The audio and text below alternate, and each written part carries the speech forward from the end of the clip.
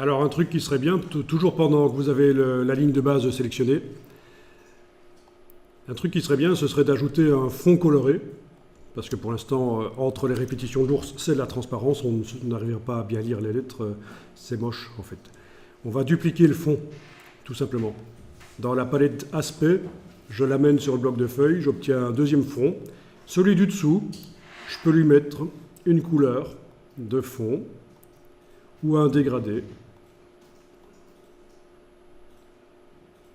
Donc c'est un deuxième fond. Donc j'ai mon fond motif qui est là au-dessus et j'ai le fond de l'ours, du dégradé qui est là.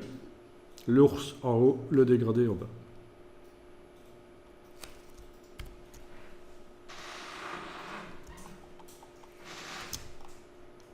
Alors pendant que vous faites des recherches comme ça, un truc intéressant ce serait de dupliquer régulièrement. C'est une approche artistique, créative qui est intéressante d'y aller par étapes. Donc,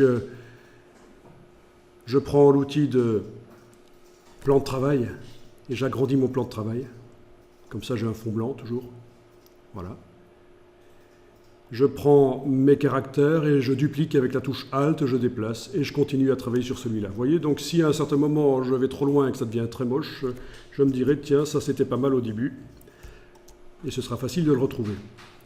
Donc vous pouvez comme ça dupliquer plusieurs fois, 3, 4, 5, 10 fois sur votre document Illustrator pour faire vos différentes variantes. Et bien sûr, de temps en temps, vous enregistrez quand même.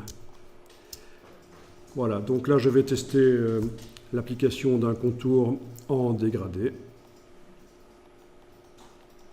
que je fais passer en dessous du fond. Voilà.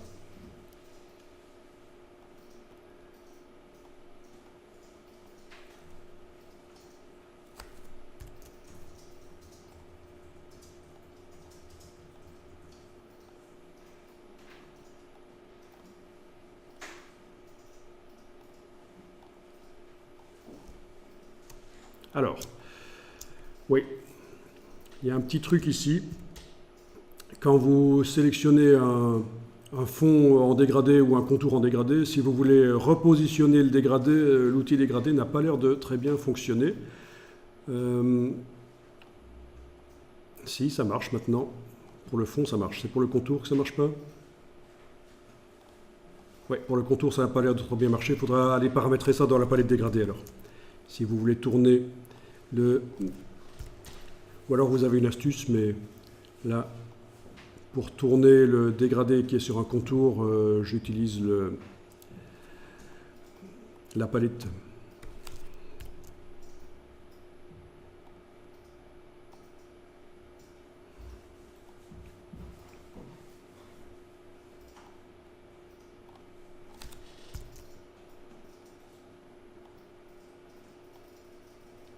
Voilà. Par contre, pour le fond, l'outil dégradé permet de repositionner. Parfait.